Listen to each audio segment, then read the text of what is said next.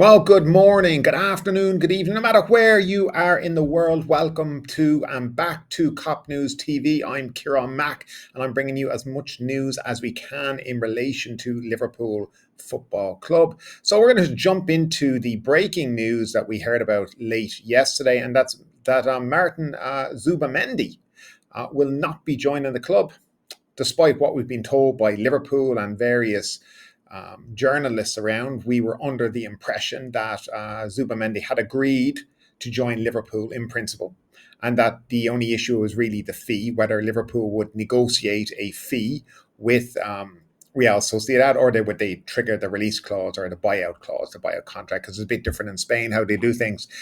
So everybody was lead, but it's kind of gone on for over a week now with a lot of different rumors that, well, he had accepted, but he changed his mind. And yeah, we can officially report back that, yeah, he has changed his mind. He's decided he's going to stay with Real Sociedad. He's going to sign a new contract with them. Obviously, the contract won't be as good as what he would have been getting with Liverpool, but I mean, that's his decision. Really, where I stand on this, I see it in a couple of ways. Firstly, okay, if it was a Liverpool player, a Steven Gerrard, someone like that, we'd say, well done, lad. You know, you've kind of stuck to the club. You know, you're being loyal. That's great, and that could be said the same thing of Martin Zubimendi, I guess, for the Real Sociedad side, his boyhood club. He doesn't want to move on. Obviously not. He's rejected moves from a bunch of top clubs. So those things have to be brought into it. And then again, on the other hand, it's been reported that he gave his word to Liverpool's hierarchy that he would, to Richard Hughes, that he would join them. So he said he was going to. For me, this is kind of, a bit of bittersweet. We need a number six. I guess we never replaced our last number six, Fabinho, that we had, and we've never had anybody really at the same standard as him come in. It was something we didn't replace and something that should have been replaced. But Liverpool seem to have been pussyfooting around about it now for quite a while. I mean, the transfer window closes at the end of the month. That leaves us 17, 18 days until transfer window closes, and we have yet to make a single signing for Liverpool Football Club. So that to me is very, very depressing. Is it going to change? Liverpool apparently are rumoured to say that they don't have a backup plan for losing out on Zubimendi. So, I mean, they've gone out and they're basically releasing now statements saying, well, we have Curtis Jones, we have Gravenberch. Those will be a good cover at the number six spot. You know, we have McAllister. But didn't you just say a week ago that we're in desperate need of a number six, and we're all in on Martin, Zubimendi? So suddenly now we have cover. We don't need him, so we don't need to get a backup player either. Seems very strange to me. Again, it feels a bit like the Caicedo incident last year, where we weren't in. Suddenly we're all in, and then he went to another club. For Martin Zubimendi, I doubt he's going to get many more opportunities because, I mean, after a while, clubs just get fed up going to a guy and trying to persuade him to join him. With a club like Liverpool, with the history, with the trophies they won in the last few years, with the Champions League football, that should be enough of a draw for him to come and play. And also following on from, his idol Alonso, who did the very same thing, Real Sociedad onto Liverpool. And, those kind of things should stand in good faith, but they haven't. So he has decided he will not be joining Liverpool. It's funny if you watched a lot of the tweeting yesterday from various Liverpool transfer accounts. I mean, it had gone from he's joining, he's not joining. Liverpool are now putting down a D-Day by Wednesday for him to decide it's not going through. And yeah, that's just a roller coaster ride of the transfer window. But again, I don't know what your opinion is, but are you relieved it's over? Are you disappointed? Love to know down below in the comment section. For me, look, it's time to move on. But since we don't actually have anybody to move on to, we haven't signed a single person. Not one person in this transfer window, where every other Premier League club and the top 5 leagues have made a signing. Liverpool Football Club, by the way, who did very well last season. We were in 4 cups, chance of winning 4 trophies last year, and we died off towards the end, mainly because of injuries. We saw that with the League Cup final, what we're playing. We don't have, that in-depth squad of players that you see the likes of Man City have, and even Arsenal.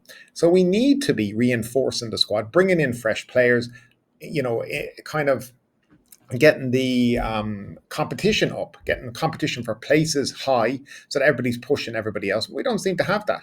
Szoboszlai thinks to himself, who's going to replace him? So those kind of things in there. McAllister as well, who's pushing me? Who wants my spot? And that's where we are at the moment.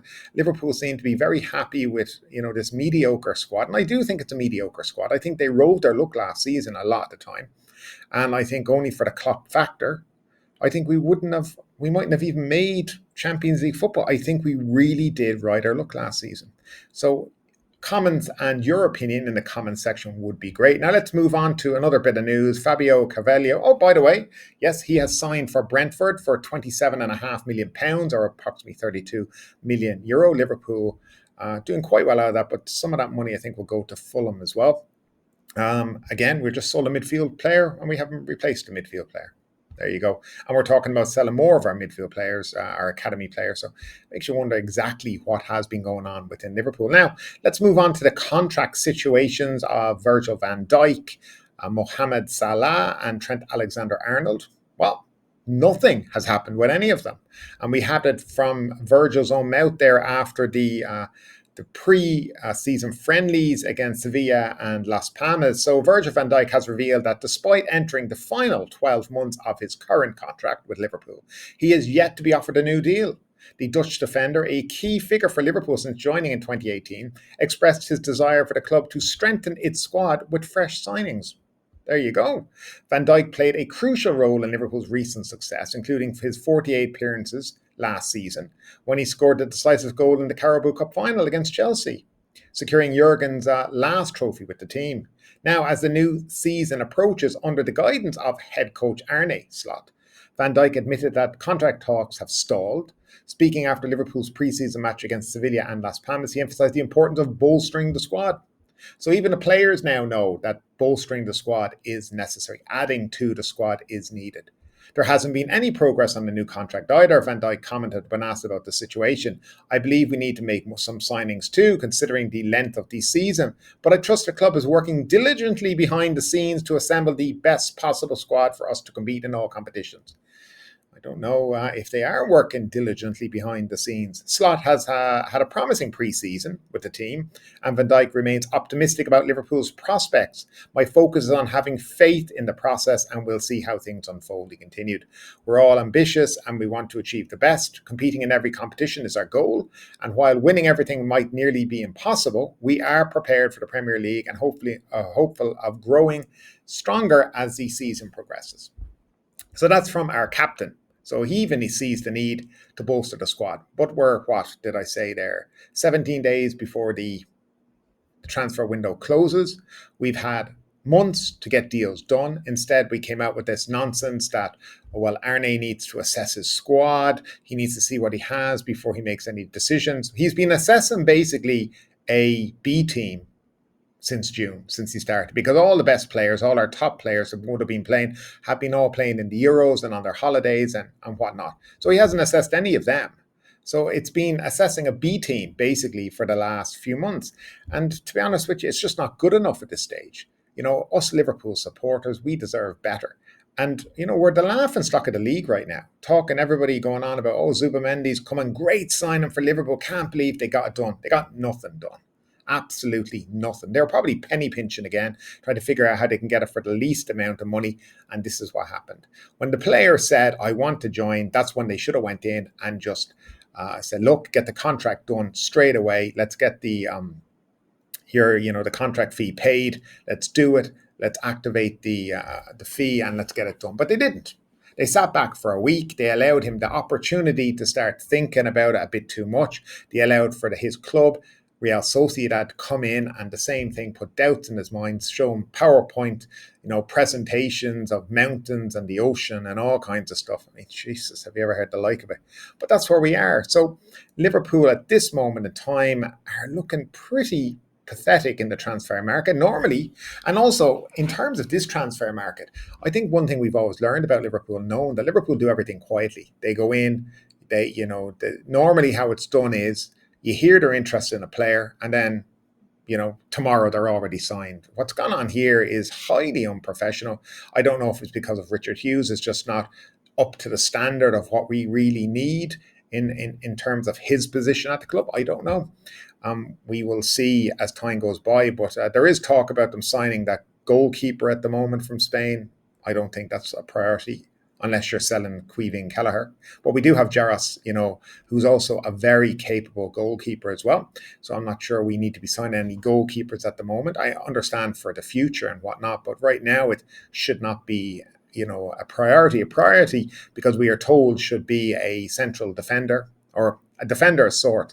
I think we need to strengthen left back position. I don't know how much longer Andy Robertson is going to be with us.